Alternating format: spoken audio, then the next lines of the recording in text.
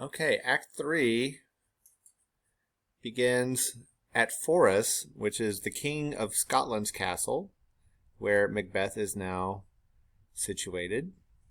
And we see Banquo enter the stage alone. Thou hast it now, King, Cawdor, Glamis all, as the weird women promised, and I fear thou playedst most foully for it. Yet it was said it should not stand in thy posterity, but that myself should be the root and father of many kings. If there come truth from them, as upon thee, Macbeth, their speeches shine. Why, by the verities on thee made good, may they not be my oracles as well, and set me up in hope? But hush, no more. All right, so he's thinking right now, well, he doesn't have to do anything. Macbeth prophecies came true, so he just needs to sit back and relax, and eventually his children will become king of Scotland. There's a Senate, which is trumpets, I believe. Ba-ba! Enter Macbeth as king, Lady Macbeth as queen, Lennox, Ross, lords, ladies, and attendants. Here's our chief guest. If he had been forgotten, it had been as a gap in our great feast, and all thing unbecoming. Tonight we hold a solemn supper, sir, and I request your presence. Let your highness command upon me, to the which my duties are with a most indissoluble tie, for ever knit. Ride you this afternoon? Ay, my good lord. We should have else desired your good advice, which still hath been both grave and prosperous, in this day's council, but we'll take tomorrow. Is it far you ride? As far, my lord, as will fill up the time betwixt this and supper. Go not my horse the better. I must become a borrower of the night for a dark hour or twain. Twain means two. So, Macbeth all was up in Banquo's business. Where are you going, man? Oh, don't worry about it. I'm just going to go for a ride. I'll be back by supper time. Fail not our feast. My lord, I will not. We here, our bloody cousins, are bestowed in England and in Ireland. Obviously, he's talking about Malcolm and Donalbain. Not confessing their cruel parricide, filling their hearers with strange invention, but of that tomorrow, when therewithal we shall have cause of state craving us jointly. Hie you to your horse, adieu, till your return at night. Goes Fleance with you? Ay, my good lord, our time does call upon us. I wish your horses swift and sure of foot, and so do I commend you to their backs. Farewell. Banquo exit. Macbeth is still talking. Let every man be master of his time. Till 7 at night, to make society the sweeter welcome, we will keep yourself. Till supper time alone. While then, God be with you. Exit everybody except Macbeth and an attendant. Macbeth says to the attendant, Sirrah, a word with you. Attend those men our pleasure?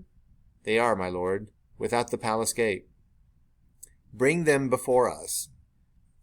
The attendant exits, and now Macbeth talks alone on stage to the audience. To be thus is nothing, but to be safely thus. Our fears in Banquo stick deep, and in his royalty of nature reigns that which would be feared. 'Tis much he dares, and, to that dauntless temper of his mind, he hath a wisdom that doth guide his valor, to act in safety. There is none but he whose being I do fear, and under him my genius is rebuked, as it is said Mark Antony's was by Caesar. He chid the sisters when first they put the name of king upon me, and bade them speak to him. Then, prophet-like, they hailed him father to a line of kings. Upon my head they placed a fruitless crown, and put a barren scepter in my grip. Thence to be wrenched with an unlineal hand, no son of mine succeeding? If it be so, for Banquo's issue have I filed my mind. For them the gracious Duncan have I murdered, put rancors in the vessel of my peace, only for them, and mine eternal jewel given to the common enemy of man, to make them kings, the seed of Banquo kings? Rather than so, come fade into the list, and champion me to the utterance. All right, so Macbeth is troubled. He fears Banquo more than anyone because Banquo knows about his conversation with the witches. And also he's feeling regret because the witches didn't say anything about Macbeth having a successor. They said that Banquo's offspring will be kings. So he feels kind of jaded. He's like, I basically sinned and I'm going to hell for murder eventually because I did the work that needed to be done. I'm the one that killed Duncan. And his Banquo's children are going to benefit from it. This makes him very upset. Who's there? Re-enter the attendant with 2 murderers. Now, go to the door and stay there till I call. Exit attendant. All right, so Macbeth is now left on stage with 2 murderers. Was it not yesterday we spoke together? It was, so please your highness. Well then now, have you considered of my speeches? Know that it was he in the times past which held you so under fortune, which you thought had been our innocent self. This I made good to you in our last conference, passed in probation with you, how you were borne in hand, how crossed the instruments, who wrought with them, and all things else that might to half a soul and to a notion crazed say, thus did Banquo? You made it known to us. All right, so Macbeth is lying. Banquo did not make these men, he didn't ruin their lives. It was probably Macbeth that probably threw them in the slammer or something or made their lives terrible. But he's saying that he's convinced them yesterday that Macbeth is innocent and that it was Banquo who has ruined their lives. They never say how, really. And the murderer's like, well, yeah, that's what you told us. I did so, and went further, which is now our point of second meeting. Do you find your patience so predominant in your nature that you can let this go? Are you so gospelled to pray for this good man and for his issue, whose heavy hand hath bowed you to the grave and beggared yours forever? We are men, my liege. Aye, in the catalogue ye go for men, as hounds and greyhounds, mongrels, spaniels, curs, shuffs, water-rugs, and demi-wolves are clept all by the name of dogs. The value file distinguishes the swift, the slow, the subtle, the housekeeper, the hunter, every one according to the gift which bounteous nature hath in him closed, whereby he does receive particular addition from the bill, that writes them all alike, and so of men. Now, if you have a station in the file not in the worst rank of manhood, say it, and I will put that business in your bosoms, whose execution takes your enemy off, grapples you to the heart and love of us, who wear our health but sickly in his life, which in his death were perfect. Okay, Macbeth, this is like one of those Shakespeare tangents I told you all about, where he's saying just like there's different kinds of dogs, and he lists a bunch of them, there's different kinds of people. There's housekeepers, hunters, kings, murderers, all walks of life. The second murderer says, I am one, my liege, whom the vile blows and buffets of the world have so incensed that I am reckless what I do to spite the world.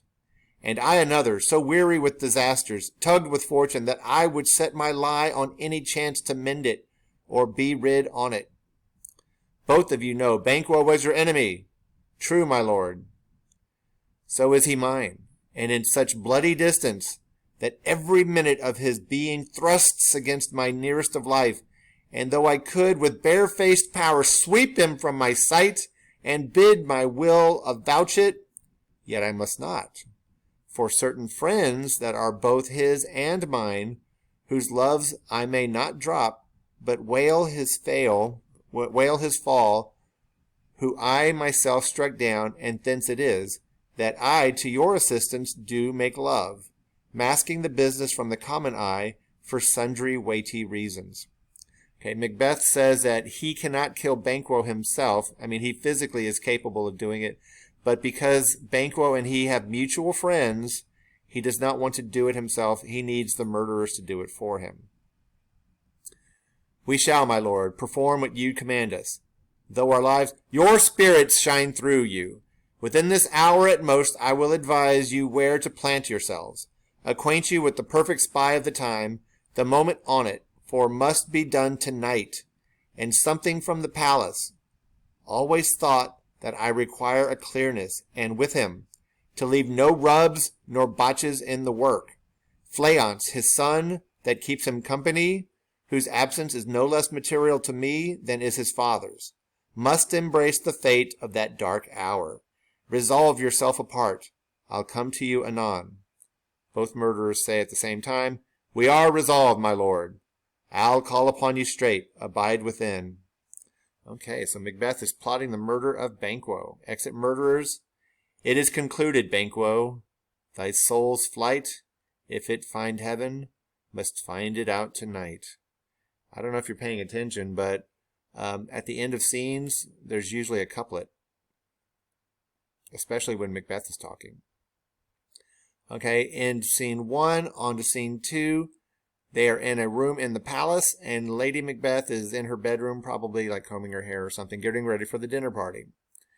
Is Banquo gone from court? Ay, madam, but returns again tonight. Say to the king I would attend his leisure for a few words. Madam, I will. The servant leaves. Naught's had all spent.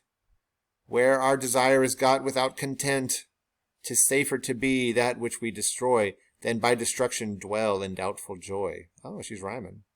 All right, she's in a bad mood. She doesn't feel good. She doesn't feel safe. Enter Macbeth. How now, my lord? Why do you keep alone? Of sorriest fancies your companions making, using those thoughts which should indeed have died with them they think on. Things without all remedy should be without regard. What's done is done. We have scorched the snake, not killed it. She'll close and be herself, whilst our poor malice remains in danger of her former tooth. But let the frame of things disjoint, both the worlds suffer, ere we will eat our meal in fear and sleep, in the affliction of these terrible dreams that shake us nightly. Better be with the dead, whom we, to gain our peace, have sent to peace, than on the torture of the mind to lie in restless ecstasy. Duncan is in his grave. After life's fitful fever he sleeps well. Treason has done his worst. Nor steel, nor poison, malice domestic, foreign levy, nothing can touch him further. All right, Macbeth is not doing so good. He can't sleep. He feels guilty. He envies Duncan because Duncan is dead and resting peacefully, whereas Macbeth is not able to do so. The guilt keeps him up at night. So, of course, Lady Macbeth says, Come on, gentle my lord, sleek over your rugged looks. Be bright and jovial among your guests tonight. So shall I, love, and so I pray be you. Let your remembrance apply to Banquo. Present him eminence, both with eye and tongue. Unsafe the while, that we must lave our honours in these flattering streams, and make our faces vizards to our hearts, disguising what they are. You must leave this. Oh, full of scorpions is my mind, dear wife. Thou knowest that Banquo and his Fleance lives, but in them nature's copy not etern. There's comfort yet. They are assailable. Then be thou jocund. Ere the bat hath flown his cloistered flight, ere to black Hecate's summons the shard-born beetle with his drowsy hums hath rung night's yawning peal, there shall be done a deed of dreadful note. What's to be done? Be innocent of the knowledge, dearest Chuck, till thou applaud the deed. Come, sealing night, scarf up the tender eye of pitiful day, and with thy bloody and invisible hand cancel and tear to pieces that great bond which keeps me pale. Light thickens, and the crow makes wing to the rooky wood. Good things of day begin to droop and drowse, while night's black agents to their praise do rouse. Thou marvellest at my words, but hold thee still. Things bad begun make strong themselves by ill. So prithee, go with me. And they exit. Okay, interesting. Macbeth is still talking like it's Halloween. And there's a mention of a crow. They like blackbirds. And something to make note of. Lady Macbeth is not aware that Macbeth is plotting to kill Banquo and Fleance. She is ignorant. And remember, who was the person that planned the murder of Duncan? It wasn't Macbeth, it was Lady Macbeth. And the plan worked. Macbeth is king. But now Macbeth is making decisions on his own without her aid. So that's interesting. I'm going to stop there.